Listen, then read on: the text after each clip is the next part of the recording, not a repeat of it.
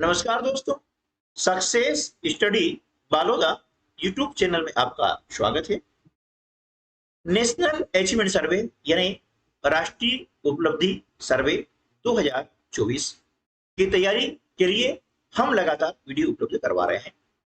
अभी तक जितने वीडियो उपलब्ध करवाए हैं, जितनी पाठ्य सामग्री उपलब्ध करवाई है, उसके बाद में बच्चों की स्थिति जांचने के लिए नेस रेडीनेस मॉड्यूल राज्य शिक्षा केंद्र भोपाल द्वारा उपलब्ध करवाया गया है, जिसे 30 सितंबर से 3 अक्टूबर के मध्य संपन्न करवाना था, जो कि हम करवा चुके हैं। इस वीडियो का उद्देश्य यह है कि जो प्रश्न आए हैं उन प्रश्नों का सही उत्तर क्या है, सही उत्तरमाला उपलब्ध करवाना है और मूल्यांकन करना है, ताकि हमें लो परफॉर्मेंस लर्निंग आउटकम का पता चल सके। इसके बाद हम करेंगे विश्लेषण कि कौन कौन से लर्निंग आउटकम हमारा लो परफॉर्मेंस दे रहे हैं, तो उन लर्निंग आउटकम की तैयारी कैसे करें, इसकी रणनीति बनाने के लिए हम विश्लेषण करेंगे। तो सबसे पहले हम जान लेते हैं कि इस मॉड्यूल में जो प्रश्न दिए गए हैं उनके सही उत्तर क्या है। ये सारी चीजें इसमें निर्देश दिए गए हैं, ये हम कर चुके हैं। अब हमें सबसे पहले क्या करना है कि जो OMR शीट इसके साथ दी गई थी उसे भी हमें ध्यान से देखनी है। उत्तर देने का सही तरीका यहाँ पर दर्शाया गया है। यदि ये तरीका है तो ये गलत है। तो देखना ये है कि क्या सभी ने इस प्रकार से उत्तर दिया है। यदि उत्तर नहीं दिया है तो उनकी हम पहचान करें और सही उत्तर देने के लिए हम उन्हें प्रेरित करें। उसके बाद में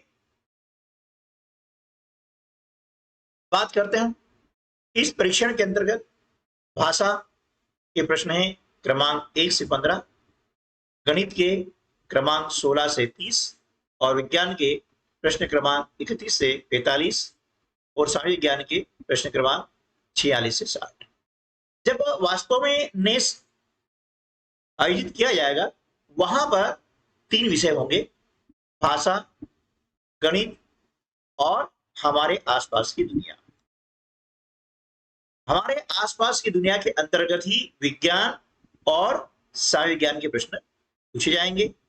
अभी इस मॉड्यूल में ये अलग अलग दिए गए हैं, लेकिन जब 4 दिसंबर को वास्तविक नेस का आयोजन किया जाएगा वहां पर 3 विषय रहेंगे, कक्षा 6 में। ठीक है ना। चलिए, तो अब यहाँ पर एक तालिका दी गई है और तालिका को पढ़ने के बाद नीचे इसके जो है प्रश्न दिए गए हैं, है ना, उन प्रश्नों को हल करना है। इस समय सारणी अनुसार दिनांक 4/3/24 व दिनांक 11/3/24 को कौन सा दिन है। देखिए 4/3/24 और 11/3/24 को कौन सा वार है, तो हम देख रहे हैं कि यह सोमवार। ठीक है, तो विकल्प डी इसका सही उत्तर होगा। अगला प्रश्न क्या है, राधा की वार्षिक परीक्षा कुल कितने दिवस उपरांत समाप्त होगी, है ना। यानी उसकी जो परीक्षा है वो कुल कितने दिवस उपरांत समाप्त होगी। तो देखिए परीक्षा स्टार्ट कहां से हो रही है, 4 तारीख से हो रही है और 11 को समाप्त हो रही है। यानी परीक्षा जो है वो कितने 8 दिन चलेगी। कितने दिन चलेगी, 8 दिन चलेगी। यानी 8 दिवस के उपरांत परीक्षा समाप्त हो जाएगी। तीसरा प्रश्न है, गणित विषय की परीक्षा है किस दिन है। तो देखिए गणित विषय की परीक्षा है बुधवार के दिन है, तो यहाँ बुधवार जो है सही विकल्प हो जाएगा। वार्षिक शब्द का अर्थ क्या है, वार्षिक का अर्थ होता है साल में एक बार। मंगलवार और गुरुवार को राधा कौन कौन से विषय की परीक्षा देगी। अब देखिए मंगलवार और गुरुवार है, कौन कौन से विषय रहेगा। मंगलवार रहेगा अंग्रेजी और गुरुवार रहेगा विज्ञान। तो मंगलवार अंग्रेजी और विज्ञान रहेगा, तो विकल्प ए जो है इस प्रश्न का सही उत्तर हो जाएगा। अब इसी प्रकार से आगे एक दिया गया है, अनुच्छेद दिया गया है। अब अनुच्छेद को पढ़ना है कि पिंकी अपनी दादी के साथ गली से जा रहा था, तभी वह एक पत्थर में अटक गया। वह गिरने वाला था कि दादी ने उसे पकड़ लिया। दादी जी ने पत्थर रास्ते से हटा दिया। पिंकू ने कहा, दादी अम्मा अब क्या फायदा, हम तो रास्ते से निकल गए। दादी ने प्यार से समझाते हुए कहा, बेटा तुम तो गिरते गिरते बच गए, लेकिन कोई और गिर सकता है और चोट लग सकती है। पिंकू सोच कर कहने लगा, मैं जब भी रास्ते में कोई बच्चा देखूंगा हटा दूंगा। अब देखिए प्रश्न ये है, पिंकू दादी के साथ कहाँ जा रहा था?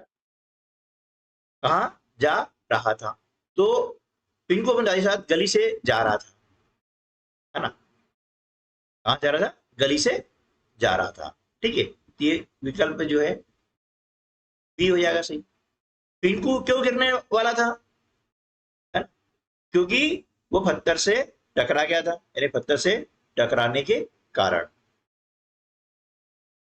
दादी ने पत्थर क्यों उठाया था? है ना? ताकि किसी अन्य को चोट न लगे। ठीक है ना? पिंकू ने दादी से क्या वायदा किया कि वह रास्ते से पत्थर हटाएगा, है ना? कि जब भी कोई पत्थर देखूंगा तो उसे हटा दूंगा, यानी वो रास्ते से पत्थर हटाएगा। ठीक है, रास्ते का पर्यायवाची शब्द नहीं है, है ना? देखिए नहीं है। अब तो हमें देखना है कि रास्ते के पर्यायवाची शब्द कौन कौन से हैं। मार्ग भी है, पथ भी है और सड़क भी है, लेकिन पत्थर पर्यायवाची रास्ते का नहीं है। अनुच्छेद फिर आपको दिया गया है, इसको पढ़ना है और पढ़ करके नीचे दिए गए उत्तर हमें देना है कि हमीद ने कक्षा 4 के बाद पढ़ना छोड़ दिया और वह खेलकूद व कुश्ती में ही रमा रहता। किसी तरह सिलाई का काम सीख तो लिया, पर उसमें उसका मन नहीं लगता। वह तो फौज में जाने को उतावला था। फौज में जाने के लिए फुर्तीले बदन की जरूरत होती है, इसलिए कबड्डी और कुश्ती में उसका जी खूब लगता। उसे पहलवानी तो विरासत में मिली थी। उसके पिता और नाना दोनों ही पहलवान थे।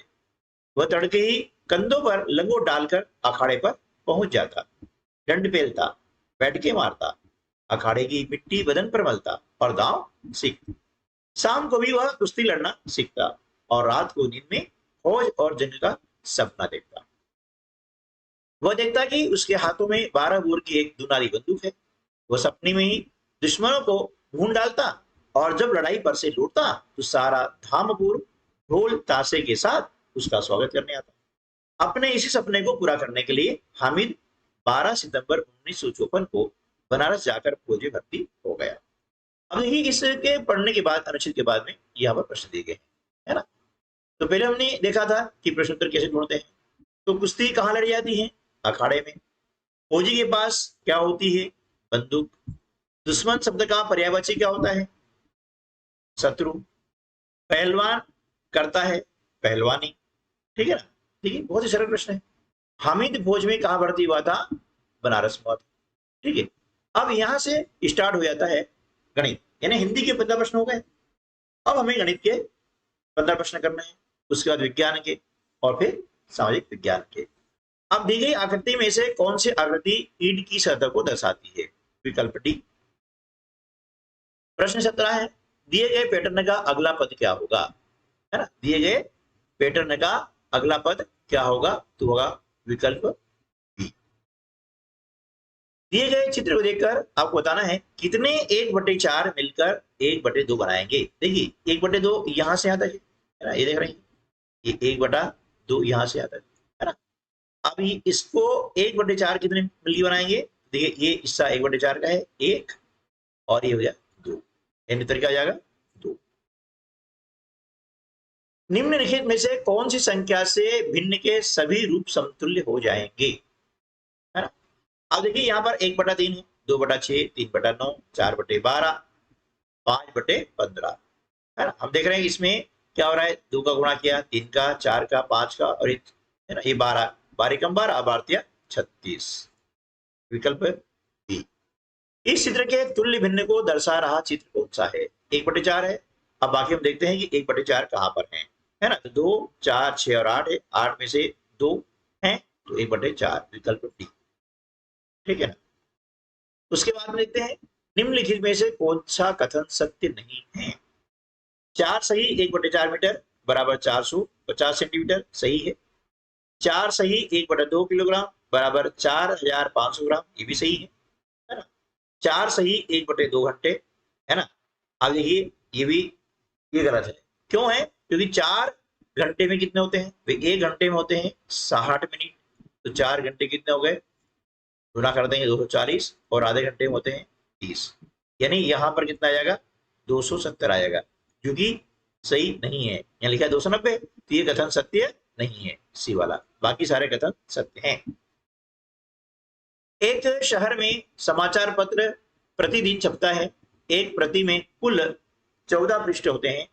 फरवरी 2024 एवं मार्च 2024 में कुल पृष्ठ कितने छापे गए हैं? अब देखिए फरवरी में कितने दिन हो गए हैं? 29, क्योंकि 2024 में लीप वर्ष था, है ना, तो 29 दिन हो गए हैं। और मार्च में हो गए 31 दिन। अब दोनों को हमने जोड़ दिया तो कितना हो गया? 60 दिन हो गया है। अब एक दिन में कितने? 14 पृष्ठ, तो 60 दिन कितने? तो इसमें गुणा कर देंगे। 14 बच सकता है, 14 से 84, है ना, और शून्य के शून्य, यानी डी। अगला है, सोनू के पास 90,000 रुपए थे। उसने 12 साइकिल खरीदने का ऑर्डर दिया तथा प्रत्येक साइकिल का मूल्य कितना था? 6,725। इस खरीदारी के बाद उसके पास कितनी धनराशि शेष रह जाएगी?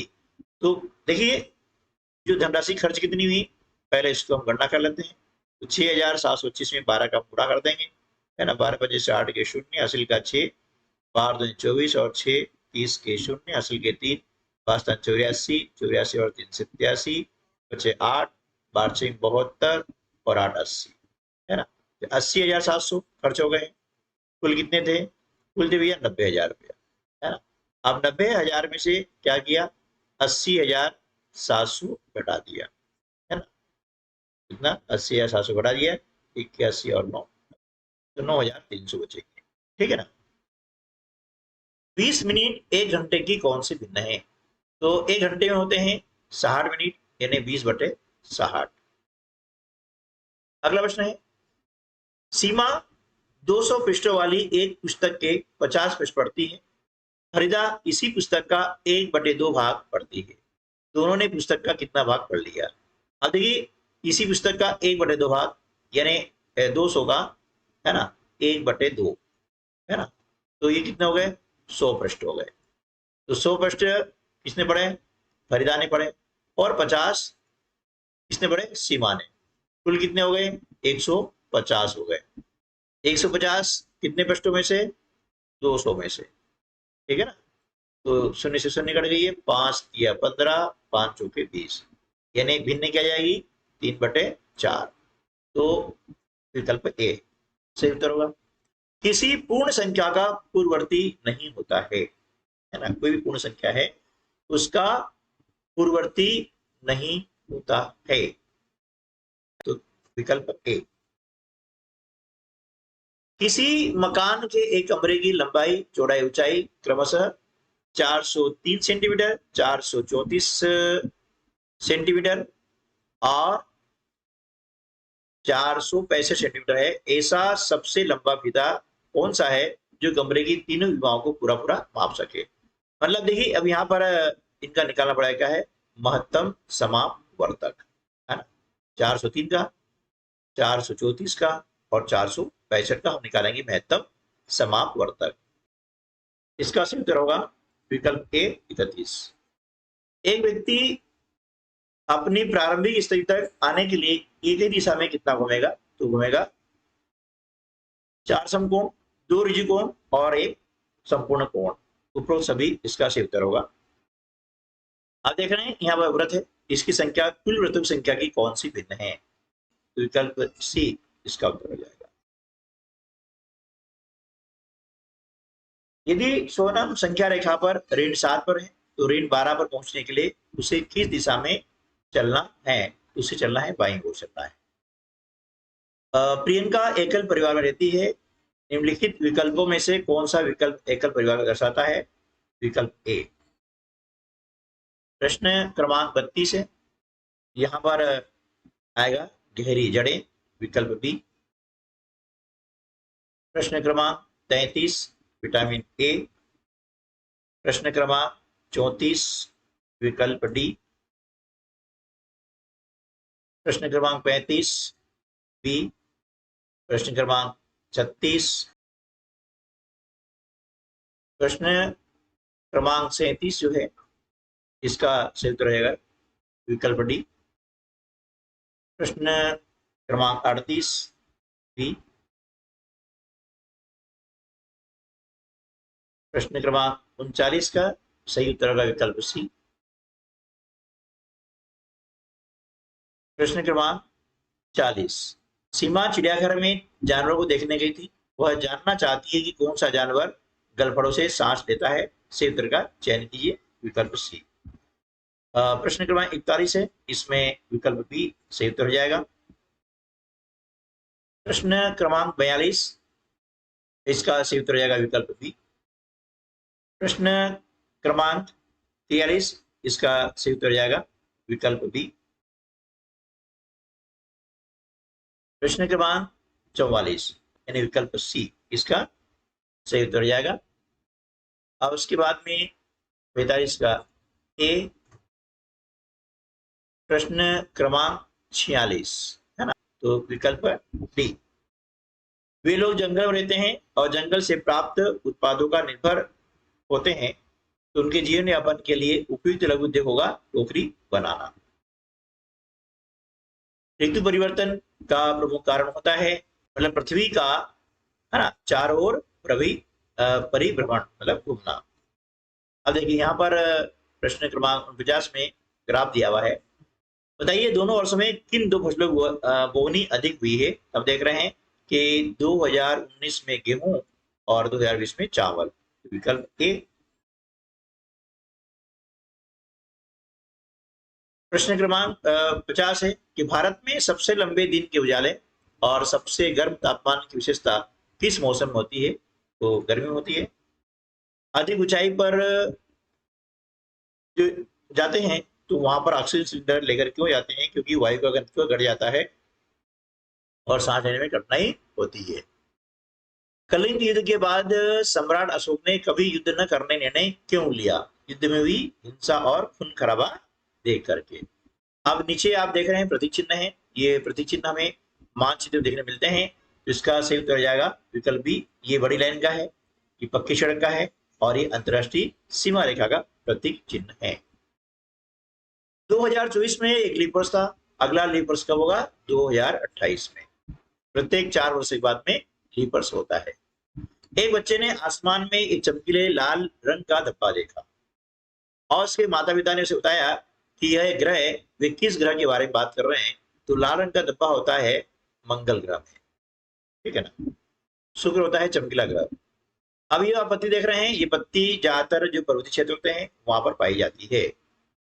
एक लड़का अपने दोस्त को पत्र भेजना चाहता है, उसे अपना पत्र कहाँ भेजना चाहिए, डाकघर में, ठीक है ना। अगला प्रश्न है, नदी पर बांध बनाने का मुख्य उद्देश्य होता है सिंचाई के लिए पानी, नदी के पानी को नियंत्रित करना और बिजली पैदा करना, यानी विकल्प बी। इन सब के वीडियो हमने पहले अपलोड किए हुए हैं, उसमें आप विस्तृत जानकारी प्राप्त कर सकते हैं, जिसकी लिंक इस वीडियो के डिस्क्रिप्शन बॉक्स में दी गई है। अब यहाँ पर है मानचित्र में महाजनपद काल के जो प्रमुख नगर थे उन्हें चिन्हांकित किया गया है और उनका सही क्रम क्या हो जाएगा वो देखिए। इनका जो सही क्रम ये हो गया, यहाँ पर ए लिखा है गलत है, मिसप्रिंट है, यहाँ सी आएगा, तो ये विकल्प सी जो है इस प्रश्न का सही उत्तर हो जाएगा। प्रश्न नंबर 60 है, निम्नलिखित में से कौन सार्वजनिक सुरक्षा, कानून प्रवर्तन और आपराधिक गतिविधियों की जांच के लिए जिम्मेदार है। तो वह है पुलिस है। दोस्तों तो आज की वीडियो में बस इतना ही। मिलते हैं अगले वीडियो में इसके विश्लेषण के साथ में। विश्लेषण कैसे करें इसका वीडियो हम आगे लेकर आने वाले हैं। तो आज की वीडियो बस इतना ही। नमस्कार, जय हिंद।